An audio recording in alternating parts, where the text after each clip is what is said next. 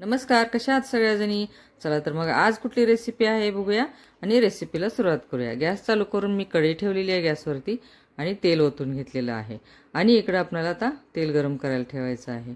तर हे 4 तास मी मुगाची डाळ पाण्यामध्ये भिजवून वाटून घेतलेली आहे। तर आता ह्यामध्ये अर्धा चमचा हळद, 1 चमचा तिखट, लाल तिखट, चवीपुरते मीठ, 1 चमचा धनापूड आणि 1 मोठा कांदा चिरून घेतलेला आहे तो पण टाकलेला आहे, मुठभर कोथिंबीर। आता हे सगळं आपल्याला मिक्स करून घ्यायचं आहे त्या पिठामध्ये। मुगाच्या डाळीची भजी बनवणार आहे मी आज। तर चला आता हे मिक्स करून घ्यायचं आहे। यामध्ये आता अर्धा चमचा इनो घालायचा आहे। बघा, थोडंसं पाणी टाकूया ह्याच्यामध्ये आणि आपल्याला मिक्स करून घ्यायचं आहे।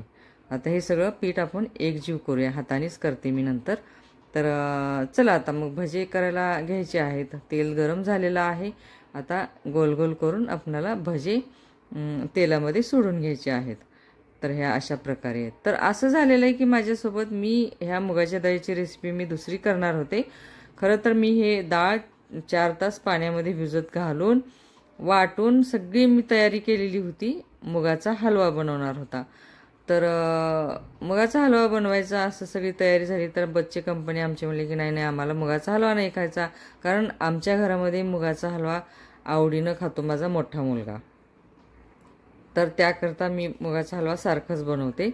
तर असं घडलं की नाही नाही, मला बाकीचे म्हणले की मुगाचा नाही हलवा खायचा, आम्हाला बर्फी खायची। तर ठीक आहे म्हणलं, बर्फी बनवून देते। पण आता आलं टेन्शन मला, ह्या मुगाच्या डाळीचं मी एवढं काय करू? आणि भरपूर झालं ना, कारण 1 किलो खवा होता, त्याकरता मी मुगाची डाळ घातलेली होती भिजायला, पाव किलो मुगाची डाळ होती। तर एवढ्या डाळीची मी काय करणार? तर मग नंतर वाटलं की चला भजी करून बघूया। तर मग म्हटलं भजी करूया। तर अशा प्रकारे माझा डाव फसलेला, बिघडलेला, दुरुस्त झालेला आहे। तर तुमच्यासोबत कधी असं घडलेलं आहे का? कुठल्या रेसिपीचं तुमच्यासोबत कधी तुम्ही ठरवला एक आणि झालं एक, असं कधी घडलेलं आहे का? तुम्ही मला कमेंटमध्ये सांगा, शेअर करा, सबस्क्राईब करायला विसरू नका। तर असे भजे हे एकोणेकाला चिटकलेले आहेत ना, तर ते परत नंतर निघतात, खुले होतात, कारण मुगाची डाळ भिजवलेली असल्यामुळं ते हे भजे एकोणेकाला चिटकतात। कारण ओलसर असते ना डाळ, पाण्याच्या ह्याचा अंश असतं, भिजवलेलं असतं बराच वेळेत, कारण 4 ते 5 तास मुगाची डाळ भिजत घातलेली असते, त्यामुळं हे आपल्याला तेलात सोडलं ना की ते चिटकतात।